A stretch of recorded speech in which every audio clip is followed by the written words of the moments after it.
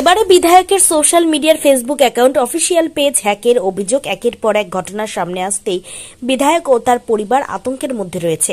ঘটনায় অভিযোগ তার সাইবার ক্রাইম থানায় ইতিমধ্যে তদন্ত শুরু করেছে সাইবার ক্রাইম থানার পুলিশ।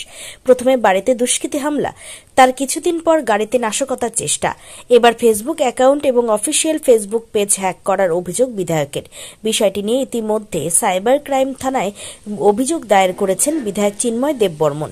একের পর এক এই ধরনের ঘটনা সামনে আসতেই স্বাভাবিকভাবেই চাঞ্চল্য ছড়িয়েছে গাজলে।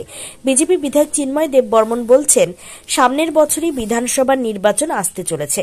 আমার মনে হয় বিধানসভা নির্বাচনের আগে আমাকে কালিমালিপ্ত করার জন্য সামাজিক মাধ্যমের পেজ দুটি পরিকল্পনা করে হ্যাক করা হয়েছে।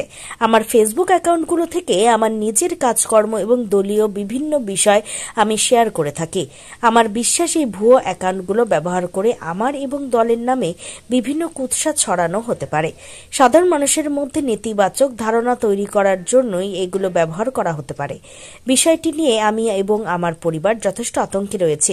আমি লিখিতভাবে বিষয়টি মালদা সাইবার ক্রাইম থানায় জানিয়েছি। একই সঙ্গে আমাদের দলের জেলা সভাপতি এবং রাজ্য নেতৃত্বকে বিষয়টি জানিয়েছি। এই বিষয়ে মালদা জেলা তৃণমূল কংগ্রেসের মুখপাত্র আশিস কুণ্ডু জানান, বিজেপি বিধায়ককে কেউ হয়তো অপছন্দ করছে, পুলিশকে বলবো সেই বিষয়টা একটু দেখা উচিত। বিজেপি দলের হয়তো বিধায়ককে তার দলের নেতাকর্মীরা মানতে পারছেন না। বিধায়ক চিন্ময় দেব বর্মনের সাথে এরকম ঘটনা ঘটছে, পুলিশের প্রতি ভরসা রাখুন। পুলিশ ইতিমধ্যে এর তদন্ত শুরু করেছে, তদন্তে উঠে আসবে অভিযুক্তরা কারা। ফাইন মেটাল ওয়ার্কস, যে কোনো ধরনের LED light, metal board, flakes board, নিয়ন বোর্ড, এসএপি ডেকোরেশন বানাতে আজই আসুন আমাদের প্রতিষ্ঠানে। আমাদের প্রতিষ্ঠান ফাইন মেটাল ওয়ার্কস, আশ্রমপাড়া মোড়, নিয়ার পেট্রোল পাম্প, ইসলামপুর।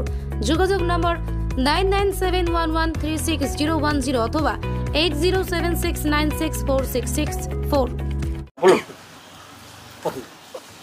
নমস্কার, আমি সত্যি বেশ কিছুদিন ধরে এমন কিছু ঘটনাগুলো ঘটছে যেটা নিয়ে আমি আতঙ্কিত এবং ভীত সন্ত্রস্ত। আমরা কিছুদিনের মধ্যেই আমার গাড়িতে, যে গাড়িটা ব্যবহার করে আমি সাধারণত জনগণের সেবা যুক্ত থাকি, সেই গাড়িতে নাশকতামূলক ছক চালানো হয়েছে বা আমার সেখানে সন্দেহ ছিল যে কোনো বিস্ফোরক বা এই জাতীয় কিছু দুর্ঘটনা যেন ঘটানো যায়, যাতে করে আমি এবং আমার পরিবার সহ যারা আমার গাড়িতে থাকে তারাও যেন ক্ষতিগ্রস্ত হতে পারে, এরকম আমার সন্দেহ আছে।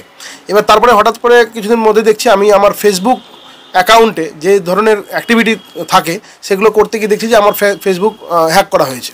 আমার ফেসবুকে কোনো রকম কোনো অ্যাকাউন্টই নেই বর্তমানে, এবং আমি আমার যে দৈনন্দিন কাজের যে প্রচার বা আমার দৈনন্দিন কাজের যে বিষয়গুলো সেগুলো আমি ফেসবুকে দিতে পারছি না।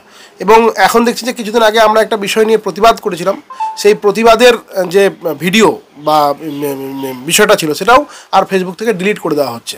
তো ক্রমাগত পরপর একটার পর একটা আমার উপরে বিভিন্ন ধরনের এরকম ঘটনা ঘটছে, এবং আমার মনে হচ্ছে যে কোনো না কোনো জায়গা থেকে আমি হয়তো কোথাও না কোথাও টার্গেট হচ্ছি।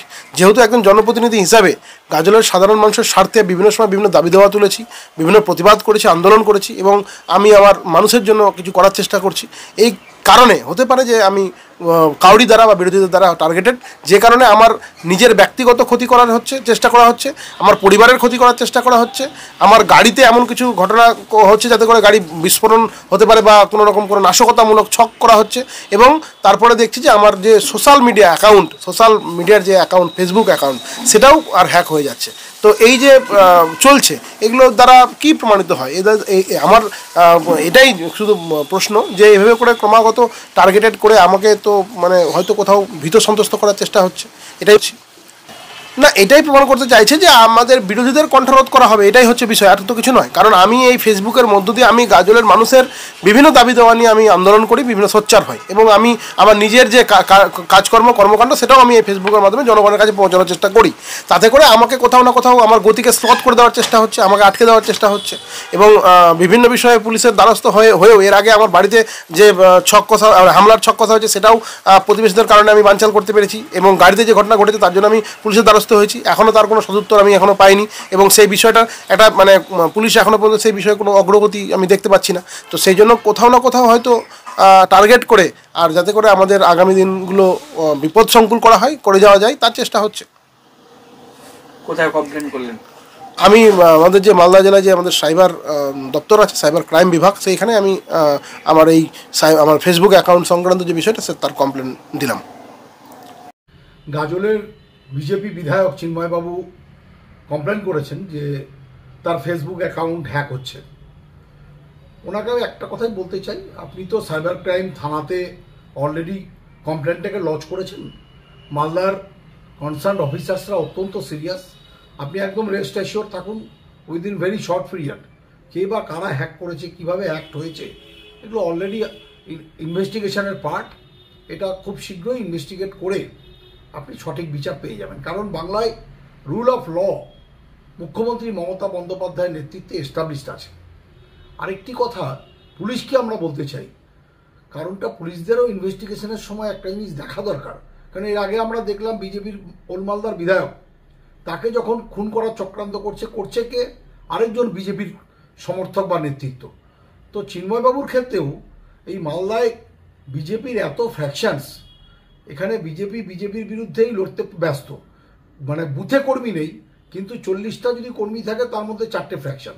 কাজে ইনভেস্টিগেশনের সময় এটাও লক্ষ্য রাখা প্রয়োজন, চিন্ময়বাবুর কে কারা বিজেপির কারা অপছন্দ করছে বা কারা বিজেপির তাকে সহ্য করতে পারছে না, এই ব্যাপারটাও ইনভেস্টিগেশনের পার্ট হিসাবে দেখা উচিত।